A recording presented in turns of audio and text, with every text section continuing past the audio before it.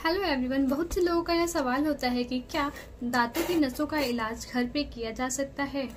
आज हम इसी टॉपिक पे बात करेंगे कि दांतों का इलाज घर पे किया जा सकता है या नहीं किया जा सकता है।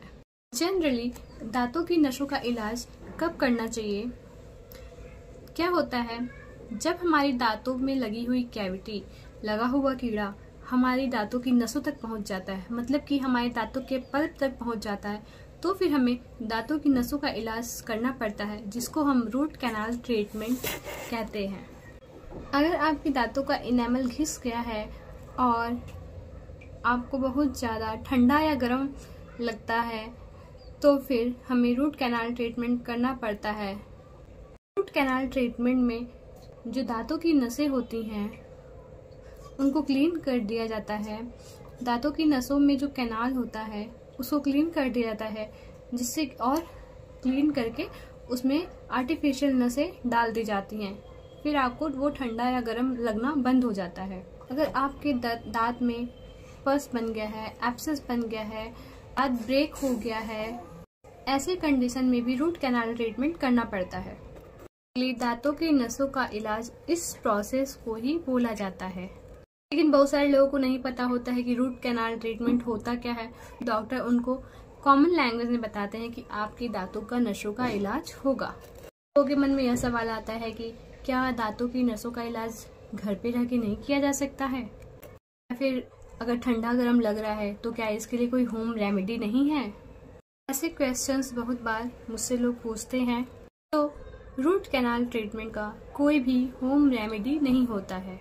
दांत में ठंडा या गर्म लग रहा है तो डिसेंसिटाइजिंग टूथपेस्ट लगाकर इसको ठीक किया जा सकता है। लेकिन अगर आपकी दांतों की नसों में ही इन्फेक्शन हो गया है, मतलब कि जो आपके दांत के पल्प हैं वही इन्फेक्टेड हो गया है, तो फिर इस कंडीशन में कोई भी होम रेमेडी नहीं है।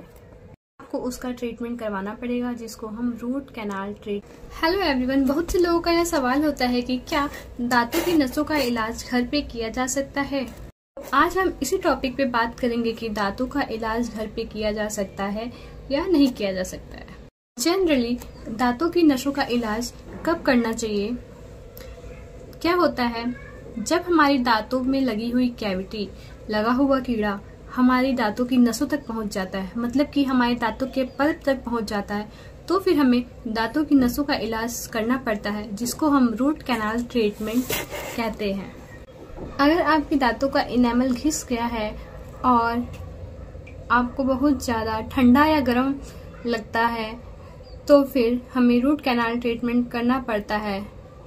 रूट कैनाल ट्रीटमेंट में जो दांतों की नसें होती हैं उनको क्लीन कर दिया जाता है।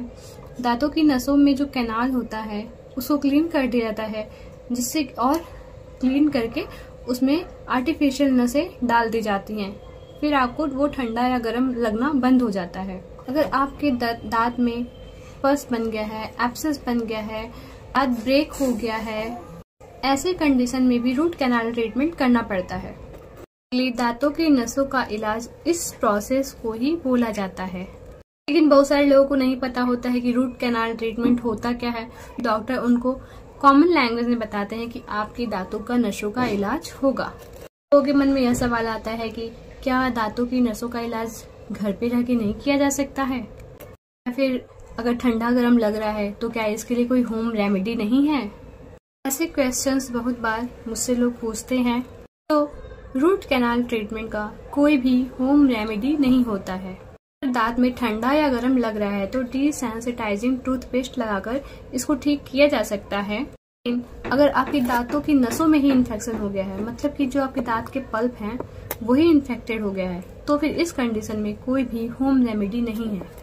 आपको उसका ट्रीटमेंट करवाना पड़ेगा, जिसको हम रूट कैनाल